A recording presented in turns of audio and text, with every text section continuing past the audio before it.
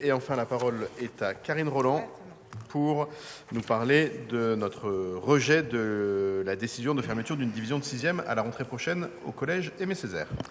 Merci, Monsieur le maire. Merci, chers collègues. Je crois que nous pourrions tous ici redire combien nous sommes attachés à une école de la République qui a pour mission de construire le socle commun d'une société basée sur des valeurs d'émancipation, de lutte contre les déterminismes. Néanmoins, depuis 3 ans, nous avons, comme une antienne, comme un marronnier, des discussions autour de cette table sur les fermetures de classes en école maternelle, en école élémentaire, désormais en collège. Et voilà que cela se produit à nouveau.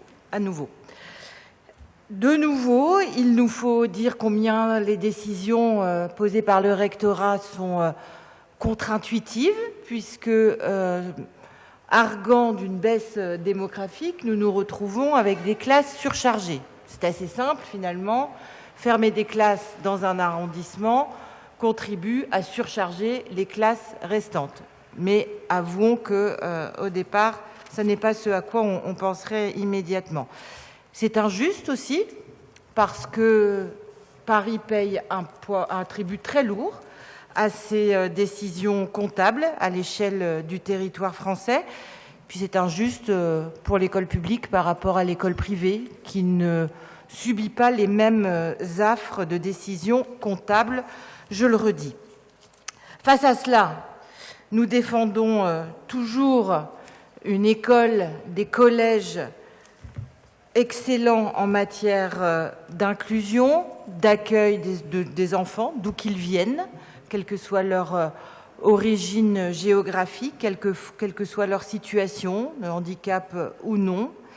Nous défendons le fait que pour cela, il faille maintenir et accroître les moyens humains pour les accompagner au cours de leur scolarité. Nous défendons que les enfants puissent aller dans des établissements proches de chez eux, comme le prévoient les scolarisations, et ne soient pas amenés à se rendre beaucoup plus loin, encore une fois, pour des décisions comptables. Reconnaissons que c'est là une forme d'incohérence. Et voilà donc que nous apprenons la semaine dernière qu'au collège Aimé Césaire, à la rentrée prochaine, une division de 6e fermera, portant donc le nombre de divisions à 2 dans ce collège de La Chapelle.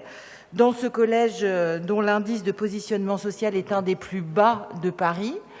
Ce n'est absolument pas un problème en soi, mais cela nécessite attention, accompagnement, moyens humains. Et force est de constater que la décision tombe, elle est totalement impromptue, personne n'en avait eu les prémices, elle est particulièrement tardive, puisque nous l'apprenons, les équipes enseignantes l'apprennent, les parents et les élèves l'apprennent mi-juin pour une rentrée de septembre. Donc, face à cela, la mobilisation est forte. Je remercie Danielle Prémel qui était en début de conseil absente pour cause de présence devant le rectorat aux côtés des parents et des équipes enseignantes.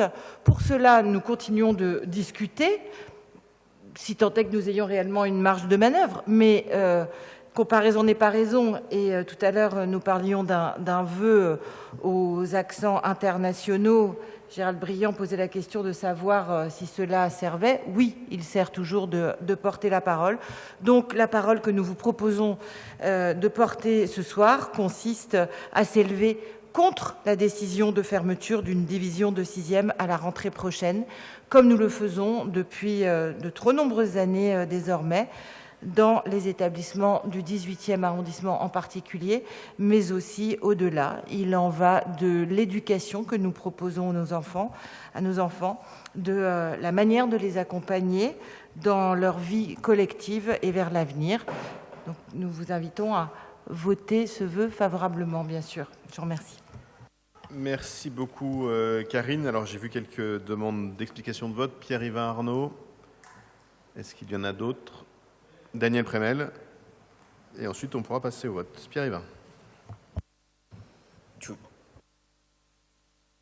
Daniel Prémel, puisque tu n'étais pas présente en début de conseil, je crois qu'il va falloir que tu te déplaces.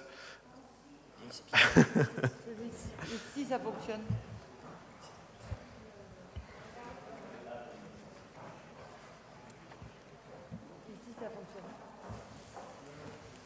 Pierre-Yvain, vas-y du coup, le temps que Daniel arrive. Merci beaucoup, Madame la maire, effectivement, pour ce vœu. On a été tous, je pense, extrêmement choqués de voir cette annonce en fin d'année. En plus, vous imaginez que les collèges, en ce moment, ils sont en train de boucler le brevet, les profs sont en train d'organiser les emplois du temps de l'année prochaine. Tout a déjà été quasiment préparé pour l'année prochaine, contrairement à ce qu'on croit. Ça bosse beaucoup au mois de juin, et donc tout ça est déjà préparé. Et donc là, on écrase, on balaye en fait tout le travail des enseignants, des équipes de cet établissement scolaire. On déstabilise les équipes, on déstabilise les parents. Et puis on fait peur, parce qu'en fait, le collège, du coup, n'a plus que 2 classes de 6e. Et donc on voit bien cette logique au fur et à mesure quand même d'entasser les élèves de plus en plus dans certaines classes. On l'a vu au primaire aussi, on a perdu quand même des dizaines de classes dans le 18e arrondissement. Je le rappelle toujours, on est en train de perdre un de nos lycées général technologiques. On a déjà perdu un lycée professionnel dans le 18e arrondissement aussi. Donc on voit bien quand même, petit à petit, école, collège, lycée, on voit bien cette logique effectivement qui se retrouve encore à l'œuvre ici.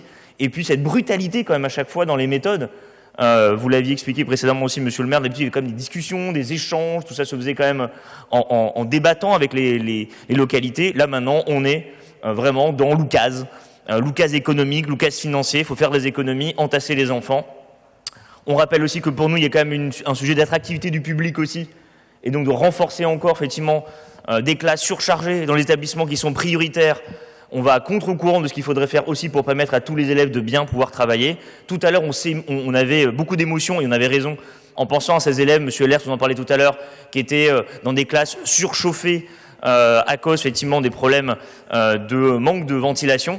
J'oserais effectivement dire aussi à monsieur Lers de se concentrer aussi avec sa majorité politique sur les problèmes d'entassement des élèves dans les circonstances de réduction des effectifs et surtout d'économie de bout de chandelle au détriment de la réussite des élèves. Donc voilà, les deux, je pense, vont ensemble. De la ventilation, c'est bien. Des classements surchargés, c'est très bien aussi. Daniel Prémel.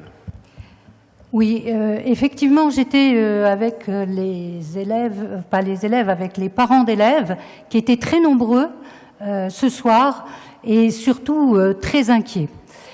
Ces parents d'élèves qui habitent dans un quartier qui est un quartier en devenir quand même, puisqu'il y a beaucoup de projets urbains qui se passent dans ce quartier aussi. On va avoir le projet Hébert bientôt, et donc on va avoir une nouvelle population qui va arriver dans ce quartier. Et donc ils ne comprennent pas pourquoi il y a des fermetures, et ces parents d'élèves se disent bien on nous néglige nous qui faisons des efforts aussi pour rester dans le public. Et il faut se rappeler qu'il y a beaucoup de parents d'élèves qui maintenant habitent le quartier et s'interrogent. Donc on a vraiment à faire face à ça, face dans le sens où l'école publique, et là il y avait aussi les enseignants font non seulement leurs heures, mais plus que leurs heures dans ces quartiers-là. Et c'est aussi tout ce temps qui peut être donné à côté, qui permet à des élèves plus en difficulté de pouvoir rencontrer le corps enseignant d'une autre façon qu'à travers les cours. Et là, en supprimant des heures à ces enseignants, en supprimant des heures qui vont peut-être faire qu'il y a des enseignants qui vont se partager entre 2 collèges, on va avoir plus d'enseignants disponibles, et donc disponibles et ouverts, et laissant cet espace, en tout cas pour les élèves. Donc ce soir, je leur ai fait part du fait qu'on faisait un vœu et que la mairie du 18e les soutenait.